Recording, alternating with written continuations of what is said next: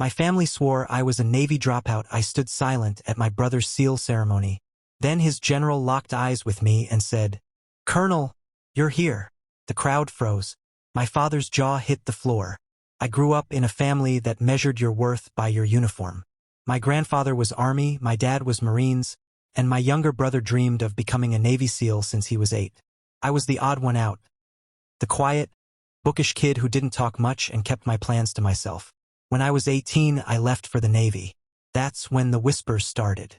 My family never got the full story, only that I didn't come back with a uniform right away. They assumed I flunked out of training. My dad called me a dropout. My brother stopped looking up to me. My mom tried to play peacekeeper, but even she looked disappointed. The truth? I didn't quit. I didn't wash out. But I also didn't correct them.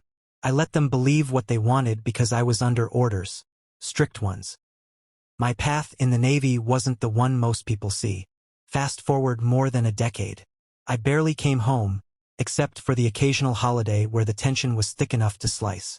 My brother filled the space I left behind perfectly, star athlete, top of his ROTC class, then accepted into SEAL training. My dad practically worshipped him.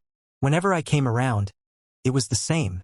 "Oh, maybe you can tell your brother how not to mess up," my dad would say with that bitter laugh. My brother smirked but never defended me. I took it in silence. Always silence. Then last month, I got an invitation to his SEAL Trident ceremony. He was about to officially become a Navy SEAL. My family made sure I knew I didn't belong there. "Don't embarrass him," my dad muttered on the phone. "Just don't make it about you." I told him I wouldn't. The ceremony was beautiful. Rows of young men standing proud, families cheering. My dad was practically glowing with pride, shaking hands with anyone who'd listen about how his son was becoming a SEAL. I stood off to the side, hands in my pockets, quiet like always. Then came the moment. The commanding officer, high-ranking, with enough medals on his chest to make a clinking sound when he walked, was congratulating each new SEAL one by one. When he reached my brother, he pinned the trident to his chest, shook his hand, and then, his eyes swept across the crowd, and they locked on me. I froze. He froze. Then his face split into a grin. "Colonel," he said loudly, like he was greeting an old friend. "You're here." The entire crowd went silent. My brother's smile faltered. My dad's jaw literally dropped. My mom covered her mouth.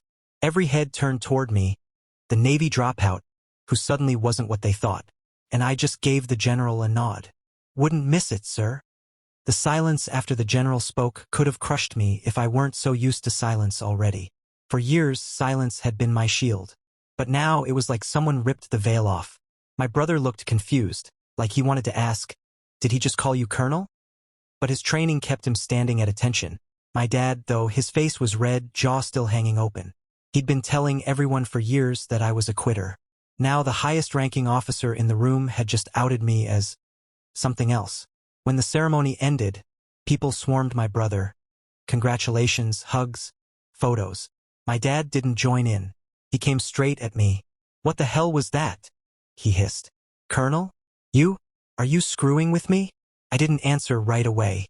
My mom stepped in, her hand on his arm, whispering, "Stop, let's hear him." Finally, I exhaled. I never dropped out. I was pulled for a different program. He narrowed his eyes. "What program?" I looked around at the families, kids with balloons, wives taking pictures, the fresh graduates still glowing with pride. This wasn't the place. But my father wouldn't back off. So I gave him just enough to shut him up. "I was selected for Naval Intelligence," I said quietly. "Later transferred to Joint Special Operations Command. That's why you didn't hear much. That's why I couldn't tell you anything. And that's why," I added, looking him dead in the eyes, "he called me Colonel." My dad laughed, sharp and ugly. "You expect me to believe that? You? The one who couldn't handle buttess." It was my brother who spoke up then, loud enough that a few people turned to look. "Dad, did you not see the general?" He wasn't joking. The air went heavy. My father had spent years holding my failure over me, and now the narrative was crumbling in front of him. He hated it. Later, at the reception, the general himself came over to me. We shook hands firmly. "Hell of a surprise," he said with a smile. "Didn't know you had family here." I nodded toward my brother. He earned it. The general clapped me on the back. Runs in the blood, apparently. Then, without lowering his voice, he added, "You still holding command at your station?" Every nearby ear perked up. My mother gasped. My brother's eyes went wide. And my father, he just looked like someone had knocked the wind out of him. Because in one sentence, everything they thought they knew about me, everything they mocked me for, collapsed. And I hadn't even told them the real part yet. The drive back from the ceremony felt like riding in a pressure cooker. My mom sat in the front seat, twisting her hands in her lap. My brother sat in the back with me, trident pins still gleaming on his chest. My dad drove, knuckles white on the steering wheel, jaw clenched so tight it looked painful. Finally, he snapped. "So all these years, you just let us think you were a failure?" His voice was low but shaking. "You let this whole family, believe you quit?" I stared out the window. "I didn't let you. You decided. I wasn't allowed to tell you where I was or what I was doing. And honestly, you never asked. You just assumed. That's bullsh asterisk T." He slammed his hand against the wheel. "You could have said something." "I did," I said quietly. "I told you I couldn't talk about it. You didn't want to hear it." The car went silent again, except for the hum of the highway. It was my brother who finally broke it. "Colonel?" he asked cautiously. What does that even mean?"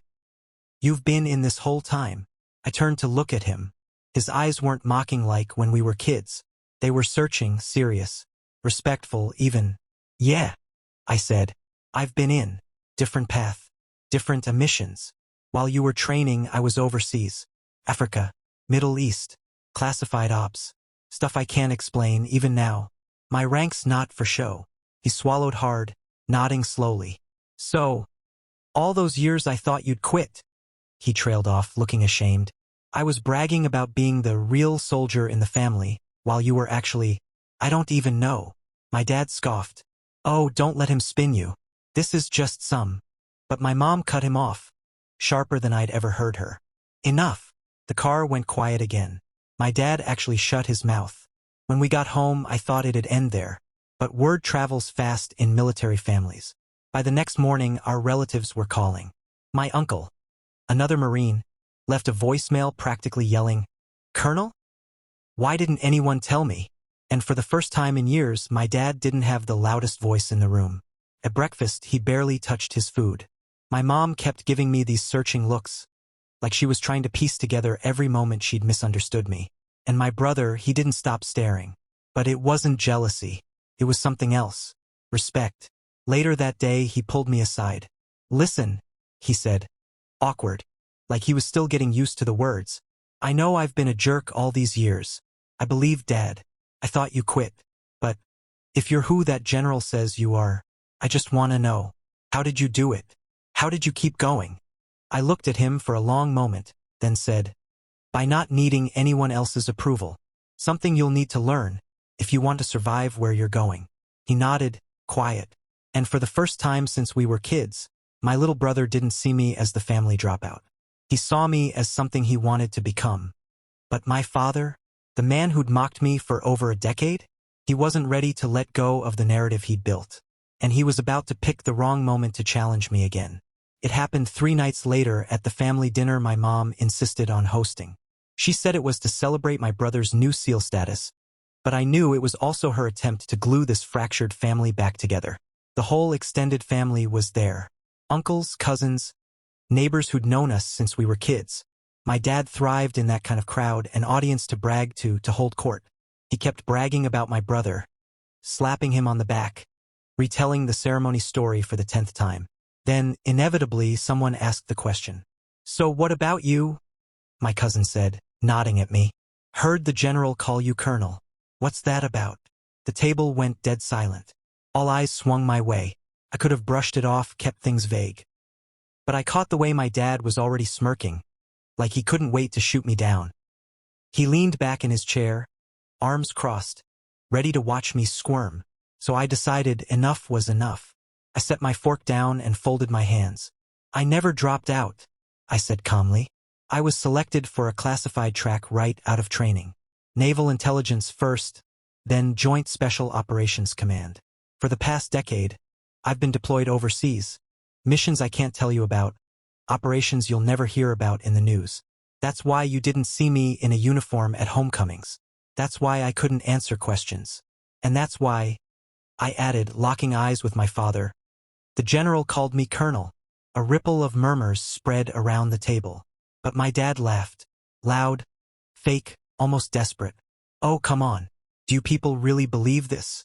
He's just spinning some spy story fantasy to save face. He washed out years ago. Don't buy into it. I felt the old sting rise up. Years of being dismissed, mocked, diminished. But this time I wasn't 18. I leaned back, calm, controlled. Dad, you've spent over a decade calling me a failure. You needed me to be one because it made you feel bigger. But the truth? You never asked. You never listened. You chose to believe the worst. My brother spoke up suddenly, voice firm. He's not lying. My dad whipped his head toward him. What? I saw the way the general treated him, my brother said, louder this time so everyone could hear. You don't fake that kind of respect. You don't joke about calling someone colonel in front of 100 witnesses.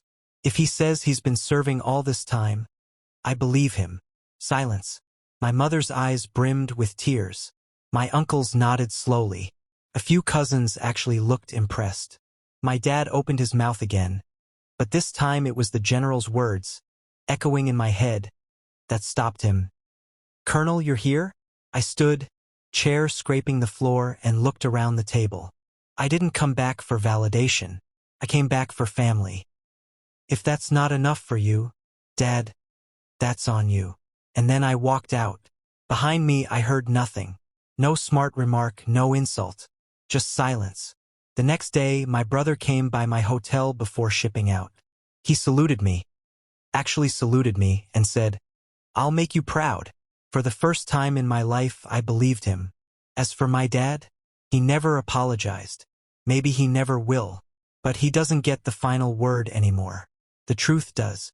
And the truth is, I wasn't the dropout. I was the soldier they never saw coming. If this story kept you hooked, give it a like, share your thoughts below, and subscribe for more.